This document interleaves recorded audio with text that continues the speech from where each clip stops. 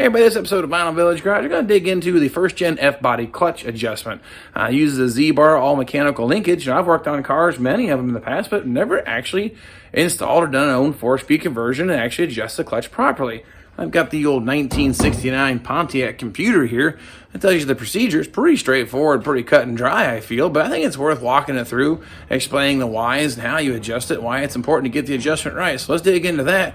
And once we're done, I got a box back here that was sent to me that I want to open up and see what's in the, you say, the prize box. And I got some stuff to ship back to him too, just the same. But first, let's dig into this clutch problem here. Okay, well, first off, let's get in here. Of course, clutch pedal, brake, and the go pedal. You can see right now they're different heights. I kind of threw all this stuff in the last episode. Now, there is an actual called pedal free play. The amount of distance between the pedal being all the way up until you actually have some kind of resistance when the throwout bearing hits the actual clutch face or the pressure plate. Now, I don't have the return spring on this yet, so we might be pretty close on the adjustment, but the typical free play, what I've read in the book, is about an inch. Well, how do you get that? Well, it might be a little bit more than an inch. I really feel both pedals, this is our start point, an inch is probably somewhere around here, so this needs some adjustment, so that's what we're going to do.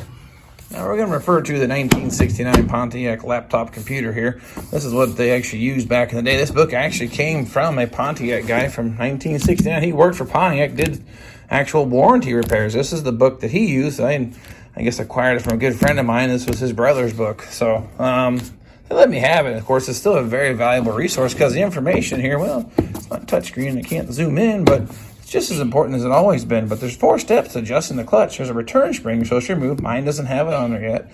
Then you actually go ahead and adjust the push rod till there's 0, I guess to say, gap or lash between the fork lever and the pressure plate. And then once you get the 0 lash, screw it back in 3.5 turns, then tighten the nut down, and you should have about 1 inch of pedal free play. So pretty simple. Let's go ahead and dig into it.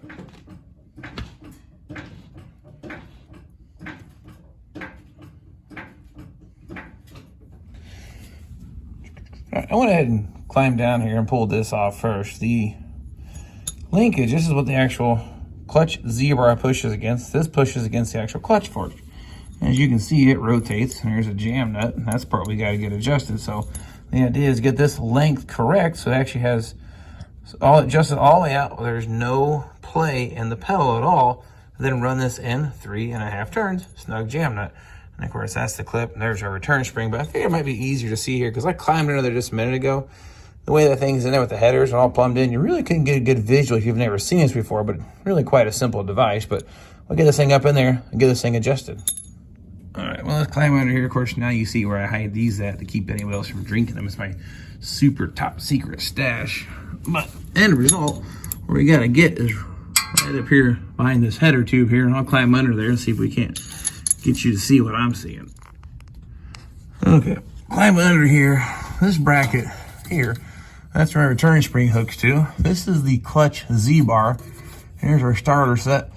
Z-bar actually pushes against this link here, and then that little snap ring goes through it, and it pushes against the clutch fork. So it's kind of a tight fit under here to really see what's going on. And if you poke your head a little further back, that's where our clutch fork is. Let me climb a little further under here. And that's our clutch fork here, and this is what the other end of the push rod pushes against. When you push the pedal down, it pushes that fork that direction. So the idea is to get my link back in here and check the end play. The actual clutch fork, you see it moves, you can hear it hit. That's against the bearing. That's our 0 lash mark or our 0 adjustments. We're gonna run that push right out where that thing actually is just snug into that pocket and then run it in 3.5 turns. So let me get that wrestled in there. We'll get back to that. All right, get you down here. We got the push rod put back in. Here's the jam nut at this end over here. And then there's where it links off to the Z-bar up here. And here is our clutch fork at this end. What we got to do is actually adjust this length where the clutch fork has no movement. Right now, we got quite a bit of movement. So I want to run that push rod all the way out to where I don't get that wiggle motion anymore out of that thing. If I can get my hand in here, someone kind of put some big headers in the way. All right, that feels like 0 lash. Well, I got a little more, so maybe about 1/2 turn more. Okay, now, put a little yellow mark on it so we can count the turns for visibility, because I tell you what, the header tube is literally on my face. It's kind of hard to see, but I can catch that just about right. So they want 3.5 turns back in, so you'll actually get a little bit of lash out of that thing. So there's 1, 2, 3. Let me know that's a 1/4 and that's a 1/2. Alright, I'm just jam that down.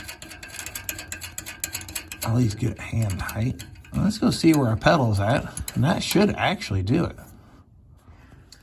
Okay, let's see where we're at. Now, there is no return spring on this yet, but hey, look at that. That's probably about an inch between the pedals. So technically, I should be able to push this down. Oh yeah.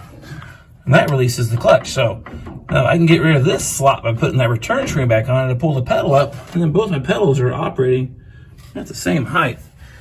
And if you're really sharp, these are not the right pedal covers for 1969 either. Another part that the Ames got wrong on these pedals, they shouldn't have the crossbar in it. It should only have the larger fat ring on the outside. So I think these are going to come off. And the only thing I actually used in the whole expensive pedal setup were the actual pedals, unfortunately. But that's another day, another story. So I'm going to climb back underneath to get that return spring put on and make sure that thing kicks that pedal up. And if it does, snug that jam nut up, and we're done. All right, let's get down here, get the jam nut snugged up, and get the return spring right there, put it back on. Of course, you haven't seen underneath this car before. I wish I had the YouTube channel going when I started assembling this car, but the part we're after here is that jam nut. Nice little window here on the header tubes, but we'll see how that goes. I'm pretty sure I probably can't get the wrench. I get my finger on it, but the underside of this car is pretty nice shape. I guess I'll get you out here. We're poking around, but all new sheet metal, new floor pan, new rocker panels, new rear frame rails. Kind of went overboard probably again, but you see everything's all shiny, pretty, and everything's happy. 3-inch dual stainless exhaust with a crossover H-pipe. Maybe should have went with an X-pipe, but whatever. 4-speed Muncie. I have a 68 GTO, cleaned up nice. Seems to be holding up so far, but haven't laid the, I guess you say, feather the onions yet. Got the Pontiac blue oil pan with the correct drain plug location in the front. So you see a 1969 Pontiac. I understand this is supposed to be the correct configuration. Drain plug in the front. Most oil pans are on the side to replace the ones later on, but let's get that snugged up and put the return spring back on. Let's see if I can get in here with the wrench and have any luck, but so far everything's been kind of a tight, restricted access, but hey, so far it seems to be about that. I might actually get this way. Kind of half expected the little tiny header tubes to get in my way. Well, I'll just get one more turn on it. I'd feel really good about it. It says it's supposed to torque it to 30, but I don't know if I'll get a wrench on there or not. Well, okay. Next step, we'll get the return spring hooked back on. It hooks into this bracket here and goes straight back to the clutch fork. I may hook one end and then climb back underneath there. Step one is remove this, but I never installed it yet, so this will be the first go of this one. Let's climb underneath here.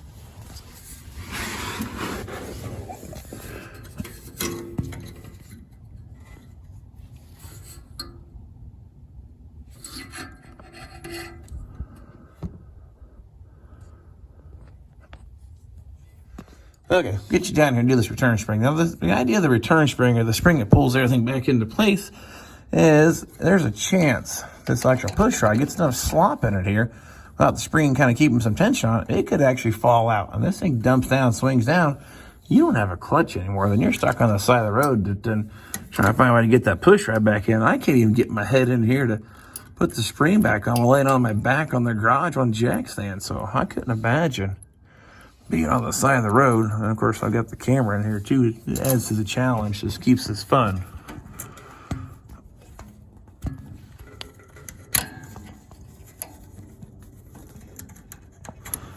I might have to put you down because I cannot have the, I just can't get it to go. There, what? Well, there we go. Spring is hooked in the bracket. Spring is through the loop here. I don't quite think it's enough tension though, because look at that. I don't think it's going to pull my clutch pedal back. So I have to go back to the drawing board. Problem with modified vehicles are, well, you got to modify just about everything. So I have to do some working on that. But I think as for the purpose of adjusting the clutch, we were successful. Reinstalled the springs. If it was a factory car working before, you wouldn't have to worry about that. But that's just not tight enough, I don't feel. So we're going to have to do something a little different with that. So I'll table that topic, I guess you could say, and come back to it. You know, adjusting the clutch, not too complicated. The only problem I got to overcome is that spring. I don't like the tension on it. I bought that, I guess, a 4-speed conversion kit whole assembly from the interweb, and nothing about it has actually gone well. The pedals aren't right. Zbar, I had to modify it. My own fault from the headers. The return spring, not even close. So I'm really kind of wondering that, I guess, modified vehicle, not the factory headers. Maybe that's the issue, but probably not. It's just the fact that it's a modified car. It's older than I am. It just needs some love. So that's where the creativity comes in and doing this. And I guess it adds the challenge. If it all bolts together, simple, easy, maybe it wouldn't be as much fun for me. I kind of enjoy the little puzzles and modifying and making things work. That kind of makes it my own and makes it interesting. But next thing here, I'm going to pop that box open, see what Lewis sent to me. He said I needed to open it before Christmas because, well, that's just a couple days away, and it's the 21st, and it's only 6:30 at night, but it looks like midnight. It is black as night out there this evening, and it is the shortest day of the year, and I guess I'm missing my daylight. But let's get that box open before we finish up this go-around. And just in case you were wondering, a few episodes ago, I put this out there on the old interweb. What is this piece? I guess I never told you guys, but this is actually the clock base for a center console mounted clock on a 68 Firebird. So I don't have any use for it. I sold the clock years ago and I happened to find this while digging through my goodies. So I'm going to send it off to my friend who actually sent me this box here. And I got some other goodies that he wants. He needs an engine mount, and I actually have a couple extra of the engine mounts. So that's going his way too. But let's see what he sent to me, because he made it clear that I needed to open it pretty quick because, yeah, there's something kind of cool in it. I'm hoping it's not a live animal because, well, I've had it for a couple of days. It's probably not doing so good. It says eBay on it. I guess being a Christmas special, it should have said Brad's eBay. Oh, wow. Hey. I could definitely use the heck out of those. Now, these are fantastic for cleaning up welds, so this is like a Christmas present. Oh, this is actually kind of funny. Now, these are the correct pads for 67 and 68. This is basically what I got, but a whole lot cheaper than what I paid for that one from AIM. So, thanks, Lewis. Appreciate that. Oh. Well. This here happens to be a template to put a hood tack on. I have a hood over there in the corner of the garage. It's going to go on this car that I need to put the hood tack on. So this is actually pretty cool. Thanks, Lewis. Oh, now that is actually really cool.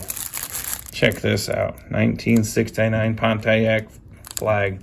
That's going on the wall. Huge thanks for that one. So, Lewis, I definitely appreciate it. Hope that your car build is going just as well as mine, and I'll get these things sent out to you as soon as I can. So, one of the cool things about YouTube is I've made a lot more friends that are just as nuts as I am about these Firebirds. Begin to think there for the longest time I've been the only one.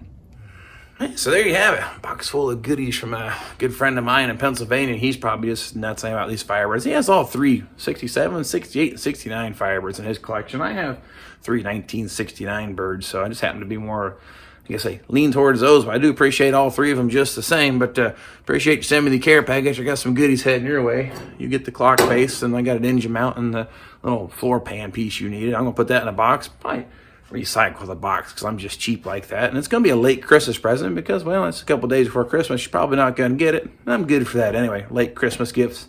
Pretty good about that. But nonetheless, I noticed while climbing underneath the car, I think next go around we're going to do the left rear axle seal. I noticed it's got some gear oil leaking on the floor, and I don't like fluid leaks, so we're going to have to get that doctored up. That's just not something that I'm going to leave alone on this car. I got to get that thing working real nice. And if you've never done an axle seal or pulled an axle on a rear of a Pontiac, well, you'll notice something kind of cool about these, and I'll catch you on that on the next episode. But nonetheless, appreciate you following me on the journey. I got plenty more of this car and another car and another car, so plenty of Pontiac stuff heading this way, especially old Firebird. So I'll keep you posted on that. Appreciate you, of course, sharing with your friends or hitting the like button too, just the same. And if you haven't subscribed yet, it'd be a whole lot cooler if you did. But anyway, I'm going to get back to tinkering here. It's getting kind of cold anyway, and I'm getting kind of hungry. Seems to be kind of the normal trend for me. But I'm going to get out of here, and we'll see you guys next time.